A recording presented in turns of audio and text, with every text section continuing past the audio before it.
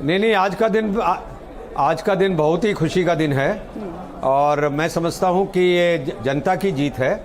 जनता 10 साल के आम आदमी पार्टी के शासन से ऊब चुकी थी और इसीलिए उन्होंने केजरीवाल और आम आदमी पार्टी के खिलाफ ये वोट किया है।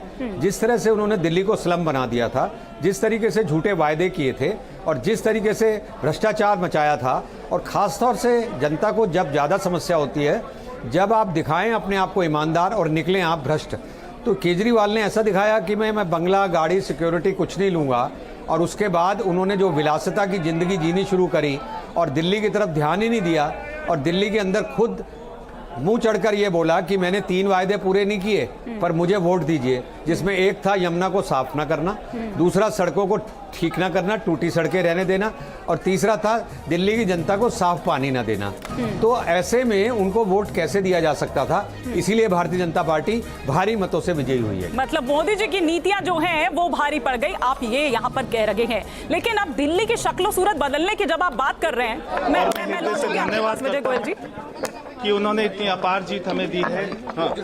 और इतने लंबे समय के बाद में यहाँ पर भारतीय जनता पार्टी की सरकार बनी है।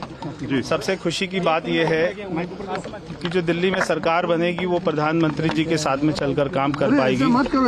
हमें उनका 10 साल से साथ नहीं मिल पा रहा था, दिल्ली में कोई काम नहीं हो पा रहा था, मगर ये जो सरकार बन रही है दिल्ली में, ये प्रधानमंत्री जी के विजन को दिल्ली में लेके आएगी। तो मैं प्रधानमंत्री जी का धन्यवाद करता हूं कि उन्होंने अपना समय दिया और मैं ये जीत का श्रेय प्रधानमंत्री नरेंद्र मोदी जी को देता हूं। आपको इसका भरोसा था क्योंकि टफ सीट आपको मिली थी। कौन होगा अब मुख्यमंत्री? आपको इस बात का भरोसा था? मैं दिल्ली की जनता का बहुत एक बार फिर से धन्यवाद करता हूं और ये जीत, ये प्रधानमंत्री नरेंद्र मोदी जी की जीत है, ये सभी दिल्ली वासियों की जीत है।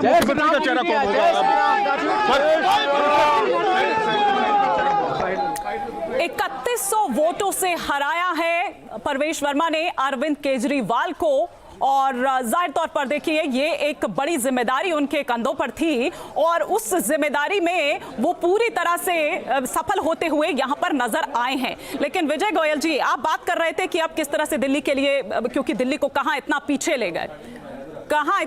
ले गए, लेकिन अब दिल्ली की शक्ल सूरत बदलने का वक्त आ गया है। विकास की बात आप यहाँ पर करते हुए नजर आए, लेकिन उस दिल्ली का चेहरा कौन होगा?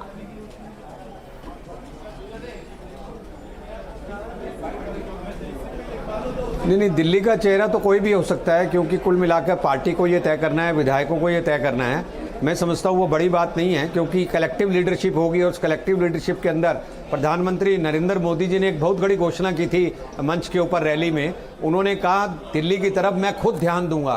तो जब प्रधानमंत्री स्वयं ध्यान देंगे और डबल इंजन की सरकार है और केंद्र सरकार से फंड भी आएगा, कॉपरेशन भी केंद्र सरकार की होगी, क्योंकि अरविंद केजरीवाल तो लगातार एलजी से लड़ाई कर रहे थे, केंद्र सरकार से लड़ाई कर रहे थे।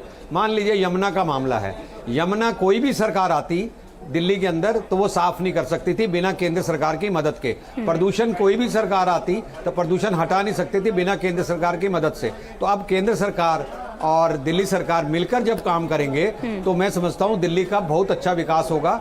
और दिल्ली के अंदर सभी कंट्रीज के राष्ट्रीय अध्यक्ष आते हैं, तो हम एक अच्छी दिल्ली उनके सामने प्रस्तुत कर पाएंगे, ऐसा कम से कम मुझे पूरा विश्वास है। मतलब आपको एक टसल देखने को नहीं मिलेगी, आपको एक कॉन्फ्लिक्ट देखने को नहीं मिलेगा दिल्ली को, जिस तरह से हम हर कुछ दिन में देखते थे कि दिल्ली में कुछ ना कुछ ऐसा दिखता था एलजी और सीएम के बीच में, तो अब वैसा नहीं दिखेगा विजय जी?